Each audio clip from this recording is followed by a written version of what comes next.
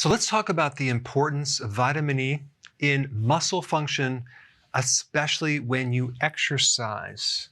Now, vitamin E is typically known as an antioxidant, especially for the inner surface of your arteries. In fact, having enough vitamin E in the layer of your arteries can prevent the accumulation of platelets and clotting factors and all sorts of things that could build up that could potentially clog your arteries. But it's there to prevent the oxidation, of certain things like high blood sugar, chemicals that destroy the layer of your blood vessel. Because as soon as you have damage there, you start having cholesterol and calcium come in to patch this up, and then things start getting out of hand. Vitamin E deficiency is usually one of the first things to occur on the chain of events, because if you don't have enough vitamin E, things start to oxidize and build up. Vitamin E will also support the retina and the complications from diabetes that affect the retina, like retinopathies, which basically are dysfunctions of the retina or diseases of the retina.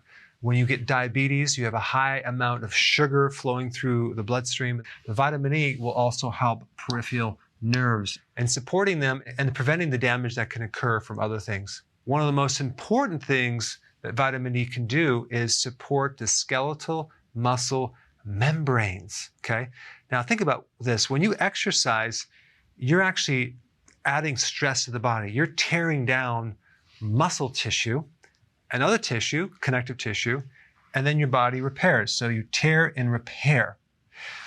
You're actually tearing down at the microscopic level your membranes. And vitamin E is very essential in that repair action. If you don't have enough vitamin E, either it's not going to heal right, or it's going to heal with scar tissue.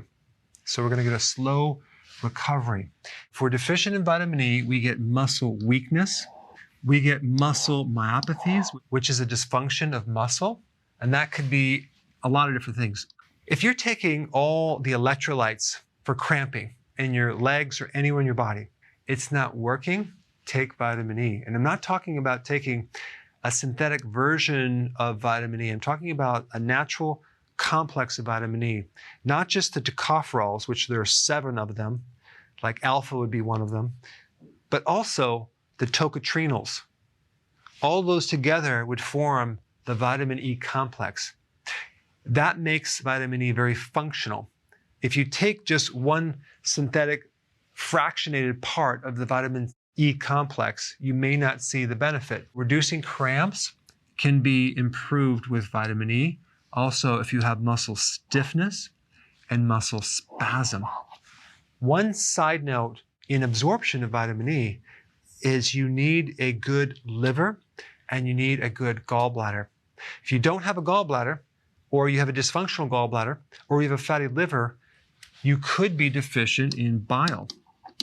And because vitamin E is a fat-soluble vitamin, not having enough bile can prevent the absorption of vitamin E. In that case, you'd want to take some bile as an extra thing to help you absorb vitamin E. The other ways that you could be deficient in vitamin E, of course, not consuming enough vitamin E in the diet, but also having some type of malabsorption problem because you had some type of pre-existing damage in the colon itself. So now there's scar tissue, you had a history of antibiotics, whatever, and now you have gut damage, you can't absorb it. So that's another challenge you're going to have to overcome. All right, number 3, reduces the ability of your muscles to contract. Now that has to do with the strength of the muscle. I remember in practice, people coming in with weak muscles and a huge difficulty of exercising without becoming tired really fast. I would always recommend a complete vitamin E complex, and it's amazing how much more endurance they'll have. So if you have a reduced ability for muscles to contract because you're vitamin E deficient, you're going to get muscle fatigue. So you're not going to have the endurance of exercise. Your performance with exercise will be poor. You'll have tearing going on or breakdown in the muscle tissue, but without enough repair, so then you develop scar tissue. And this is one of the reasons why people will rub wheat germ oil or vitamin E on a scar because it can break down some of the scar tissue. Vitamin E can help reduce cramping, especially of your heart. So apparently it has something to do with increasing the amount of oxygen to the tissue to allow the muscle physiology to contract correctly and relax correctly. And one additional thing about that, if you're also deficient in vitamin B1, you'll develop a lot of excess lactic acid, as in restless leg syndrome, but that lactic acid could be anywhere in the muscle. You do need vitamin E and vitamin B1, and it just so happens that both of them are usually depleted when you're on a high carbohydrate diet. And I'm talking about refined foods, refined flour products, okay, like the bread, pasta, cereal, crackers, biscuits, pancakes, things like that, and high fructose corn syrup, which is refined sugar. And what food is high in the vitamin E complex? You have wheat germ, okay, you have leafy greens, sunflower seeds, almonds. Vitamin E is in a lot of additional foods, but if you exercise on a regular basis and you want to improve your strength and decrease the fatigue and improve your endurance, definitely apply the information in this video. And if you want to know a little bit more about vitamin E, I put a video up right here.